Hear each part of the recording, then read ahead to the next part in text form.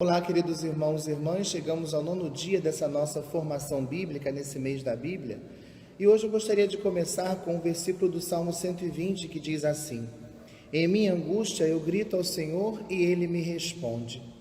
O Senhor é aquele que sempre nos responde nas nossas angústias, e é por isso que a palavra de Deus é uma urgência na nossa vida espiritual, para que possamos estar diante do Senhor que nos fala. Falamos com Ele pela oração e o ouvimos falando conosco na sua palavra.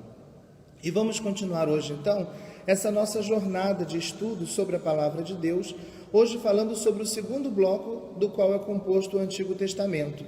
Ontem nós falávamos do primeiro bloco, que é o Pentateuco, os 5 primeiros livros, e hoje vamos falar do segundo bloco, que são os chamados livros históricos. Nós temos dentro da escritura do Antigo Testamento um grande bloco que nós chamamos de livros históricos, que é composto pelos livros de Josué, Juízes, 1º e 2º Samuel, 1º e 2º Reis, a obra do cronista, Esdras, Neemias e outros escritos como Esther, Tobias, Judite. Nós podemos dividir esses livros históricos em 2 grandes obras históricas. A primeira delas, que nós chamamos de obra histórica deuteronomista. Ela tem esse nome porque o seu conteúdo é inspirado na mesma teologia que inspirou o livro do Deuteronômio. Nessa obra histórica deuteronomista, nós encontramos o livro de Josué, o livro de Juízes, o primeiro e o 2º livro de Samuel e o primeiro e o 2º livro dos Reis.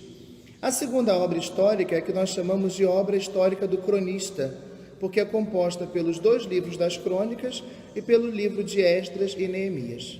Vamos falar hoje sobre a obra histórica deuteronomista.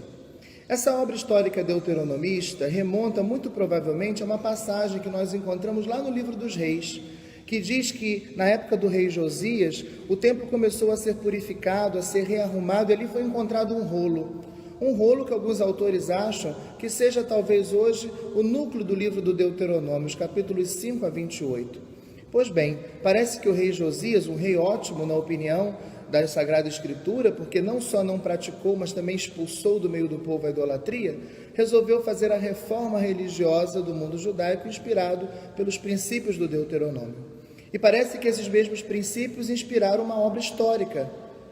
E daí surgiram os livros de Josué e de Juízes, que relatam ainda o período antes da monarquia, Josué introduzindo o povo na terra da promessa, os livros dos Juízes mostrando aquele período em que Israel não tinha um rei, então era necessário que o Senhor suscitasse figuras carismáticas que fossem capazes de reunir o povo em momentos de crise, e depois os livros que narram propriamente a história dos reis de Israel e de Judá. 1º e 2º Samuel, que nos relatam a história de Saul, de Davi, de Salomão, e depois os 2 livros dos reis, que nos contam a história, primeiro, da continuação da monarquia unida, que nós chamamos, ou seja, quando havia apenas um rei, o rei de Jerusalém, o rei do reino do povo de Deus. E depois, o livro dos reis continua nos narrando a chamada história da monarquia dividida, quando, depois da morte de Salomão, o seu filho Roboão, taxando o povo com pesados tributos, fez com que o reino do norte, as tribos do norte se revoltassem, e então o povo de Deus começou a caminhar sobre 2 reis, um no norte e um no sul, até que depois foram para o exílio. Vale a pena lermos esses livros para conhecermos um pouco mais a história de Israel.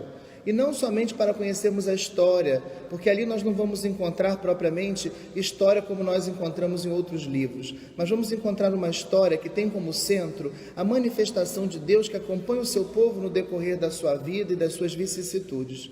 Por isso vale a pena ler os livros históricos para descobrirmos que também na nossa vida nós não estamos sozinhos, mas o Senhor está conosco, construindo conosco a nossa história. Que o Senhor te abençoe e que possamos continuar juntos nesse mês da Bíblia, cada dia aprendendo um pouco mais sobre a palavra de Deus.